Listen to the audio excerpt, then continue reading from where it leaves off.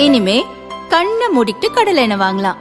ஏன்னா மந்த்ரா கடலை எண்ணெய் இதயத்தின் தயாரிப்பு. வறுக்க பொரிக்க ஏன் எல்லா சமையலுக்கும் மந்த்ரா தான். மந்த்ரா கடலை எண்ணெய், அபார ருசி, ஆரோக்கியமான உடல் நலம். தமிழகத்தில் 100 யூனிட் இலவச மின்சாரம் வழங்குவது தொடர்பான வழக்கை சுப்ரீம் கோர்ட் தலைமை நீதிபதி சூரியகாந்த் தலைமையிலான அமர்வு விசாரித்தது. அப்போது தேர்தல் நேரத்தில் மாநில அரசுகள் அடுக்கடுக்கான இலவச திட்டங்களை அறிவிப்பது தொடர்பாக நீதிபதிகள் காட்டமாக கேள்விகள் எழுப்பினர். அதன் விவரம்: மாநில அரசுகள் வழங்கும் இலவசங்கள் பெரும் வருத்தத்தை கொடுக்கிறது. தமிழகம் மட்டுமல்ல, அனைத்து மாநிலங்களும் இலவச மின்சாரம் கொடுக்கின்றன. மின்கட்டணம் செலுத்த வசதி உள்ளவர்கள் கூட இதனால் பயன்பெறுகிறார்கள். இந்த செலவுகளை அரசே ஏற்றுக்கொள்வது பொது நலனுக்கு உகந்ததா? இலவச மின்சாரம் வழங்க எங்கிருந்து நிதி கிடைக்கிறது? தமிழகத்தை பற்றி மட்டும் கேட்கவில்லை, ஒட்டுமொத்த இந்தியா குறித்தும் தான் பேசுகிறோம்.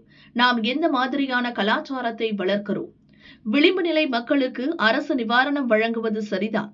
ஆனால் வசதி உள்ளவர்களுக்கும் சேர்த்து இலவசங்கள் வழங்குவது என்பது திருப்திப்படுத்தும் அரசியலாகாதா?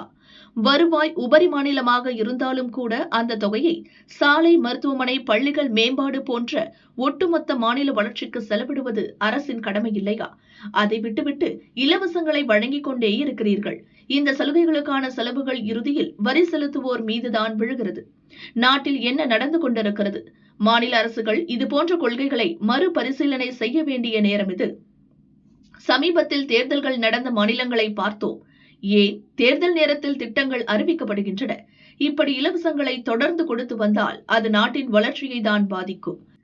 மாநிலங்களில் நிதி பற்றாக்குறை இருந்த போதும் மக்களுக்கு பண விநியோகம் செய்வது கவலை அளிக்கிறது.